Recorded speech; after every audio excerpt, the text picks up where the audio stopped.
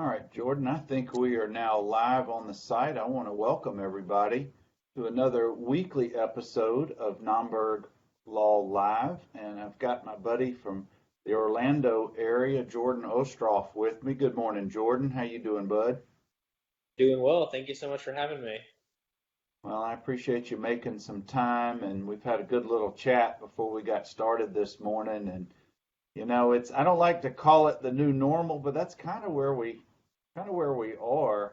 I've heard it called so many different things, but it's just everybody learning, um, how to do life right now, and hopefully the Right. quarantines and the issues that we've got going on are not permanent. But I want to thank you for coming on, and before we get into this awesome topic about big brothers and big sisters in Orlando, tell us a little bit about yourself personally and your practice. Sure. So, my name is Jordan Ostroff. I'm a business law and personal injury attorney here in Central Florida. Came up to Orlando to go to the University of Central Florida. So we've had some great football teams and some wonderful experiences there, and just fell in love with Orlando. I tell everybody that we get to kind of cheat in the standpoint of like Orlando is not that large of a city, but because we've got Disney and Universal and everything here, we get access to a lot of things that we otherwise, shouldn't necessarily have. And so it's been wonderful to have, a very small downtown, but still get, all the big shows, the bodies exhibit, a lot of concerts in town and everything along those lines. But what most people don't realize about Orlando is that the average family of four is making $41,000 a year or less. So the most magical place on earth and Disney and every that like thing like that. Not everybody's aware of the downside to so much of our labor force being cheap labor.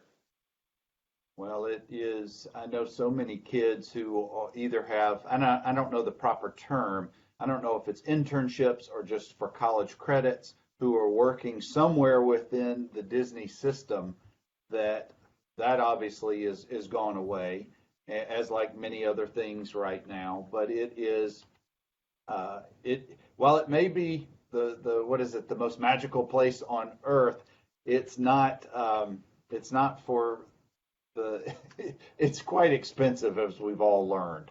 But it's a fun endeavor. But you're right. I think that if you're not from the Orlando metro area, maybe you have a little different perspective than you do for people who do live in the community. Would that be a fair a fair assessment? Yeah, well, and then yes, definitely. And it's interesting twofold. One, if you really want to hear some crazy stories, talk to immigration attorneys about all the people that are here they're with different visas to do the learning opportunities and whatnot at Disney or Universal, and now it's shut down.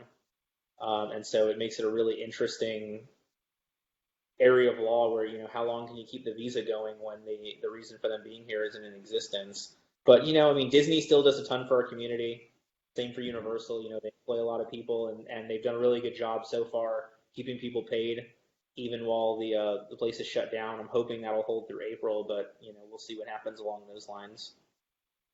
Well, it's Jordan. We're now a few weeks into the pandemic, and one of the concerning things for many people who need legal services, whether it's in Birmingham, in my hometown, or Orlando, and yours, that they just want to be assured that their lawyer or their law firm that they use is open for business. So I want to talk about that for just a couple of minutes. I think you and I have a lot of similarities with our practices, that it hasn't been too difficult for our firms to go online and be virtual law firms, so to speak. And with the nature of your practice, talk to us a little bit about how y'all are doing business a little bit differently these days, but still providing the same quality services that you always have for your clients.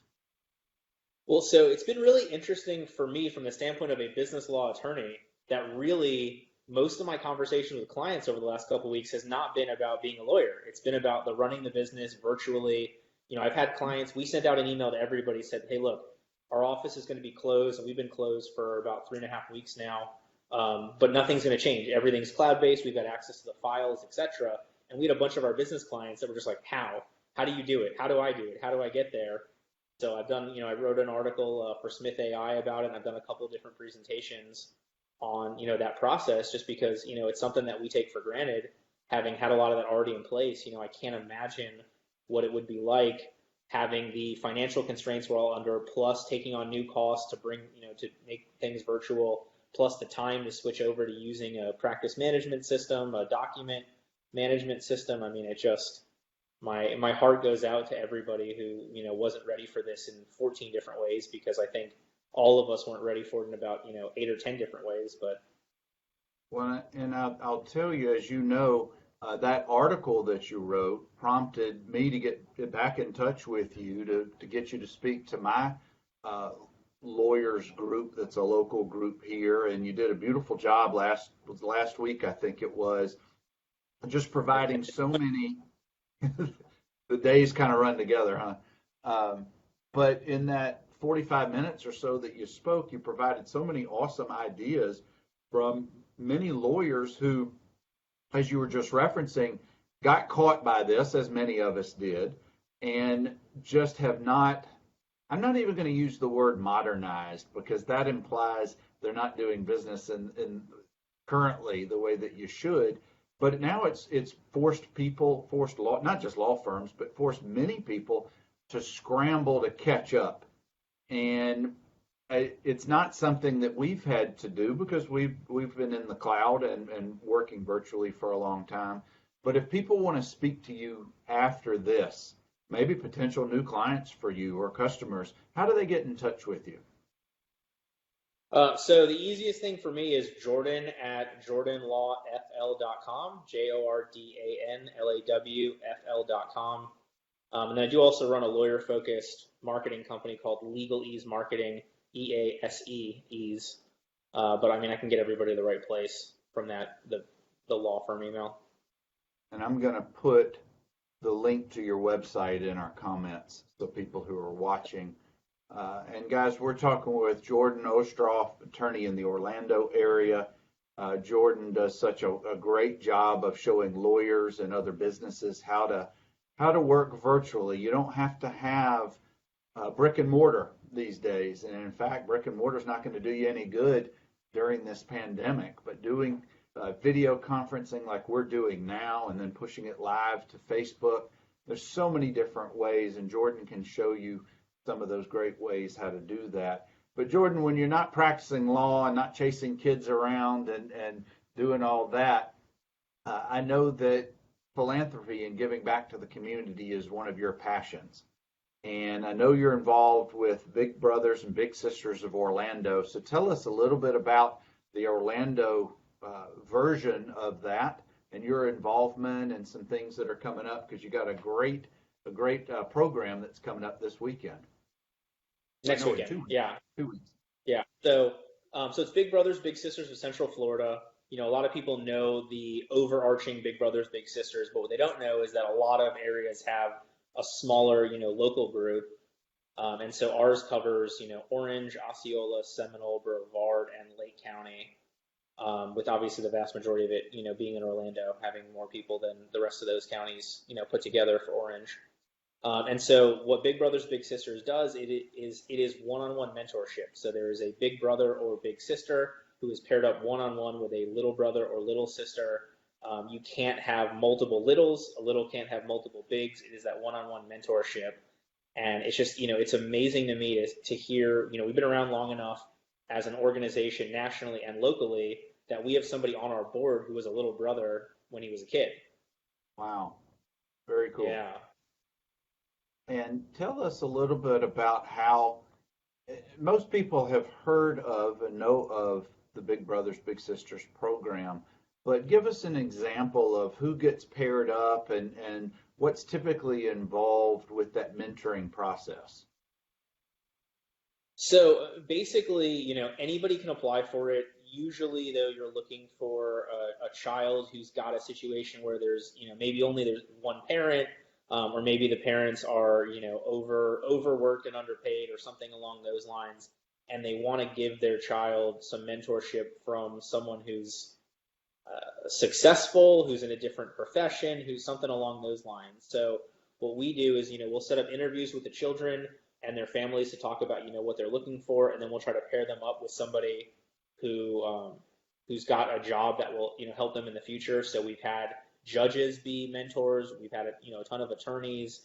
In Orlando, we've got Orlando City employees who've done it. We've got Magic employees who do it. We've got police officers who do it. And so, you really try to build that one-on-one relationship so that the child can see a success story, so that the adult can see kind of, the realities of what's going on with society, but really to build this bond across people that may not otherwise run across each other, just for, the betterment of themselves and society as a whole. And Jordan, in this unique time in our lives, we've never had to deal with what we're dealing with right now, obviously, with this pandemic. And for nonprofits, for organizations like Big Brothers Big Sisters, it can be an even more challenging than usual time to raise money, to keep the doors open, to keep those services available to the extent that they can be during the times of quarantine or stay in place, stay at home orders. You guys have your annual gala coming up, and it's probably been on the books for an entire year since the previous one, but you're still going forward with it, not this weekend, but next weekend. I want you to tell us a little bit about how you guys have pivoted or shifted a little bit and still going forward with this in a unique way. Yeah, so I mean, we've got I want to say interesting position where we're kind of squeezed in three different areas. So, one, you can't really do the one-on-one in-person mentorship because people, they're social distancing. So some of our teams, some of our big little pairings have been able to take it virtual, have been able to meet by FaceTime or Google Hangouts or something like that. But we get a lot of grants based upon the time actually spent on that mentorship, which obviously is way down with everything going on. So totally understandable. Plus, like you mentioned, I don't know that anybody really wants to be hitting people up for money. But then we've got the gala. And so our thing was, we talked about, do we reschedule it? Do we cancel it? Do we whatever? And we made the decision to we're going to take it virtual. It was our position that I think everybody wants, not necessarily normalcy, but it would be a fun night, get dressed up, hang out in your living room. We've got a local DJ who's going to be doing music we're on the fence between 2 and 3 hours, and then we're just going to cut to, about 5-minute segments every half hour. That'll be, presenting our big of the year. We're honoring some people in the local community for services that they've done for Orlando as a whole. We're going to share some wonderful stories about some of our bigs and our littles and, what they've done over the last year. But it's going to be really interesting. And I hope it's something that people look forward to, even if they don't donate. It's going to be free. It's going to be open to everybody. But, just to have those 2 or 3 hours, listen to some nice music and, maybe drinking wine in your living room or doing, dancing in the comfort of your own home, as hopefully it'll get people. I really think that is a unique approach, and I put the link to the Central Florida Big Brothers Big Sisters website for people who want to go see. I suspect there's something on there about the gala. There has to be at least somewhere on there. But anyway, if you're doing it through Zoom, folks can put their own virtual background behind themselves to even add more to the evening for those who are attending virtually. But I think that's such a unique concept. I applaud you guys going forward with this because y'all are plowing the way, so to speak, because I'm sure many others are contemplating that exact same scenario. And I know of several local nonprofits and other entities who just said, we're skipping this year's X event because of the obvious, or they're pushing it back to the fall. And what I'm afraid is going to happen is once we come out of this and we can resume some sense of normalcy, there's going to be so many things on top of each other that you're going to kind of get lost in the crowd, particularly for galas like this. So whether it raises a good amount of money or not, I applaud your efforts for doing this at this time because you're going to be providing yet another service to the community, Jordan, in that you're giving people a break in their day in their week to do something that is ordinarily a very fun event. Well, so what's crazier was one of our chapters in Minnesota swapped it to virtual in 24 hours. Like literally, they had it planned to go, and then they announced on whatever it was Wednesday that they were going to be locked at home on Friday, or no, on Saturday, and it was set for Friday night. And so they put theirs together, and so we were able to interview their CEO and talk to them about some of the things, and and it was funny because she's like, well, you guys have like 2 weeks to make this switch, so you should be totally fine. We're all in having a joke with, like you said, something that's been planned for 11 and a half months right now to Yeah. To rooms the last 2 weeks, but what you said is totally true. You're getting everything that's canceled now. If it's going to get rescheduled, you're going to have that many more events in, hopefully May, but if everything gets canceled in May too, then hopefully June, July, August. And then people are away on summer vacation, which I hope is still a thing. Yeah, it is. It's showing creativity and human spirit that I think is so vitally important right now. But gosh, we got a bunch of folks in here, Jordan, that I want to welcome. Our buddy Don McClure in Houston, awesome lawyer and even better guy. He and Edith, they're such good friends. Welcome, Don. Addison Hubbard here in town. My mom, Cece, my dad. Welcome, guys. We're talking with Jordan Ostroff in the Orlando area. Jordan's an attorney, awesome fella, and is kind of has the opposite right now. His family is all up in the Savannah area, and he's home. What I didn't ask is if you have pets to take care of, or are you really solo right now? I am really solo right now, so I've been doing some Google Hangout happy hours and virtual lunches with people, and FaceTiming with the wife and kid to have him, give me high fives through the phone and whatnot. So making the most of a weird situation. Well, it's, just as we talked about a few weeks ago, having conversations like this were pretty routine for me just because I do this show and involved in some similar online lawyer groups that you are. But it is the way of life. It's how we do business. I have 7 of these set up all during the day-to-day, spaced out, and it saves on all the travel and all of the headaches that come along with that. And who knows, maybe some of this not new technology, but the new way to do things through technology, maybe that'll be some of the good benefits, some of the collateral good things that come out of this. What are some things that you have adapted or have changed with your practice that you've seen this way? So the biggest change for us is normally we do an office meeting every Friday from about 1:30 to 3, and we'll rotate through just the attorneys, just the staff, just the marketing team, everybody. Instead, what we did was we're like, all right, we're going to do it every morning from 9 to, I want to say 9:30, but usually we're done in about 10, 15 minutes. And so everybody gets a chance to talk about what they worked on yesterday, what they're working on today, any feedback, any issues they had. And so it's been nice to be able to see the team every day kind of in that morning huddle, which I know a lot of people will do in person. So that's why I'm curious to see if that's something that we'll move to in person, or we'll keep it online, or we'll get rid of it and go back to the, once a week for an hour and a half. But it's been a nice thing to check in on everybody every day. Well, it's true that what we miss about not being in the brick and mortar suite is you don't have that constant visual communication.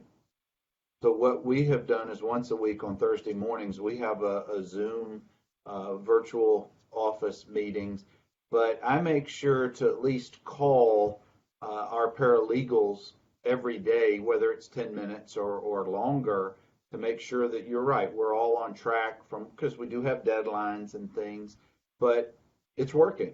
And it seems to be working pretty efficiently. And I hope that other businesses, not just law firms, are figuring out how they're doing business online.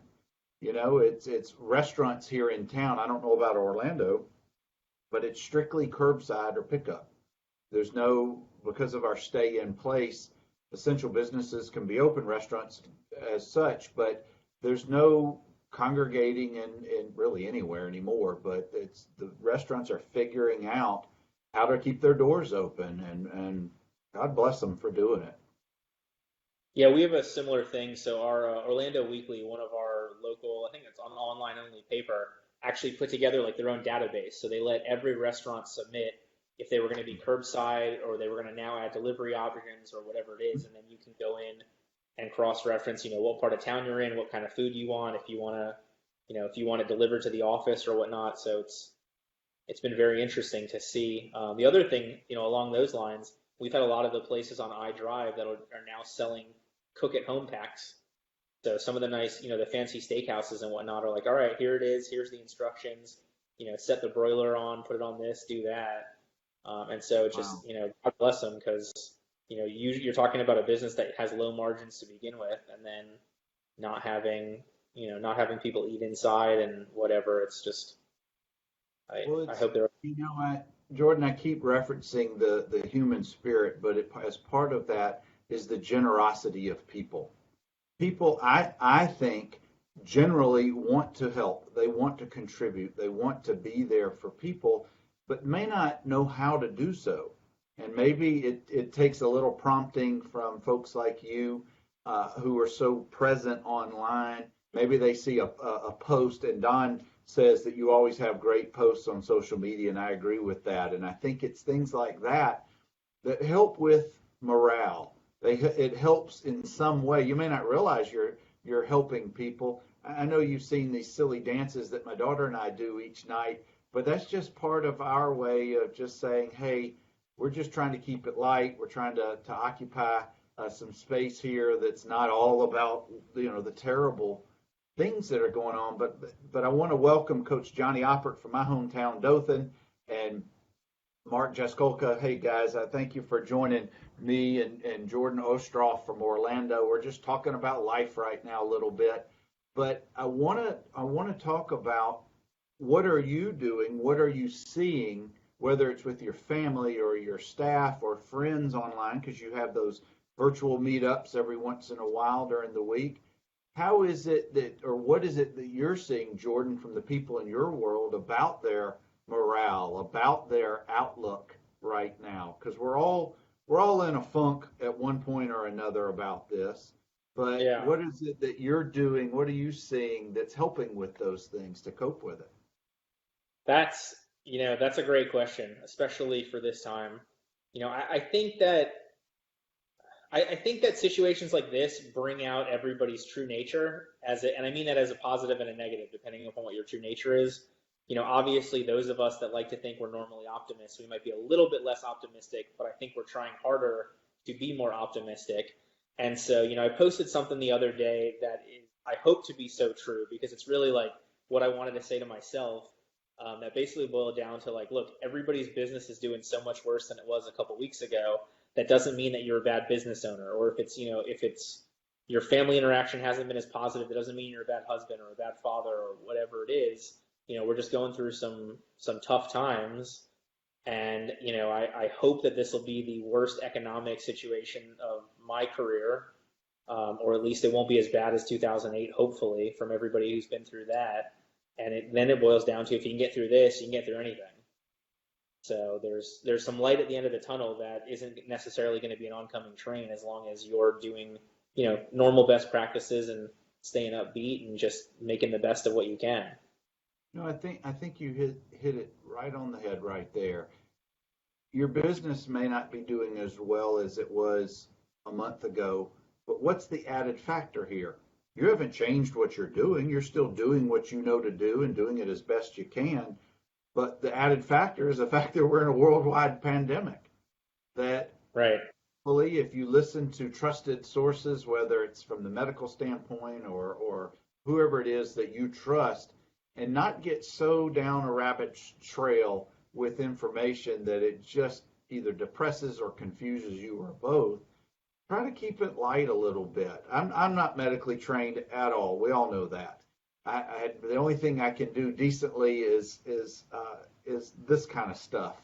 And I think that if people will just not allow themselves to get too far one way or the other on that emotional scale of life, maybe they'll be okay and occupy your mind because not doing anything and just sulking and not being in a routine or a schedule, I think just is so it's so bad at times that you really can just get so off kilter with your thought process.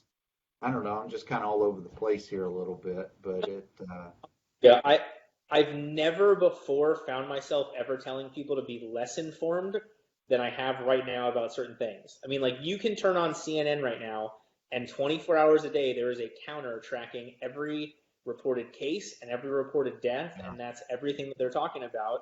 And normally I would tell people, to watch the news and stay informed and stay up to date about situations. But really, I mean, there's been nothing new. Nothing has changed. Yes, there might be different tests or there might be this, but I mean, we're still in a situation where we know so little about it. And so, I told somebody the other day, I was like, look, if you want to watch the news, go on YouTube and watch John Krasinski's, Some Good News show that he just put together. I don't know yeah. if you've seen it. I've seen a Uh, few minutes of it, and it's getting great reviews because of his presentation and just who he is. So yeah, he does so I think it's about 15 minutes. He does a little a mini office reunion in the middle of it, with this being I think 15 years since the show first debuted. Right, But I mean, he right. got a story. He interviews a girl who maybe she's 12 and she just had her last chemo treatment. Her cancer's in remission. She's coming home, and the entire neighborhood puts together this like drive-by parade. So everybody's social distancing in their cars.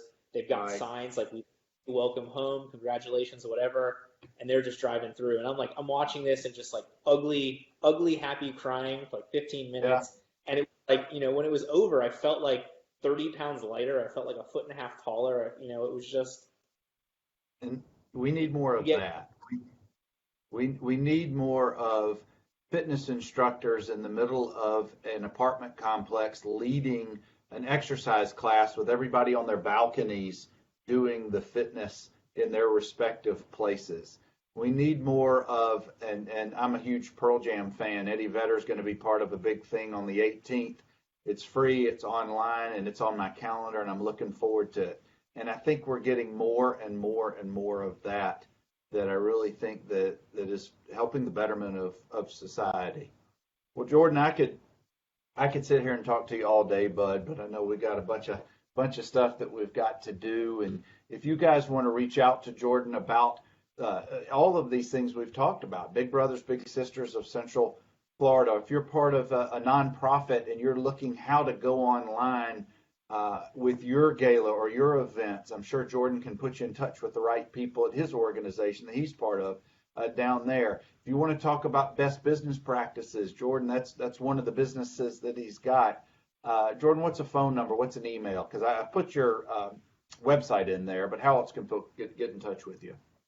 Sure. The easiest thing right now is going to be email. I actually do a pretty good job keeping my email inbox down. I think I'm somewhere between 20 and 30 right now. So Jordan, Wow. Jordan. I know it was a lot of work and a lot of filters to keep it there, and a lot of unsubscribes. But anyway, so Jordan JORDAN. at FL is in Florida.com. All right, I'm going to put that in there. Jordan at jordanlawfl.com. Okay. Well, my And friend, happy to chat about anything for a little bit. well, I've enjoyed our time together today. I appreciate you making some time last week for my local lawyers group, and making some time today to share some of the good things that you've got going on. So thank you again. Thank you so much for having me. Absolutely. Guys, as I try to do each Tuesday at this time, NOMBERG Law Live, bringing to you interesting conversations with people in their areas of expertise, and Jordan certainly fits that description for us today. Some real good stuff. Y'all stay positive, do the right things. We're going to come through this. It's just going to take a little bit of time. So I hope y'all have a great rest of your day and your week, and we'll catch you next week. Take care.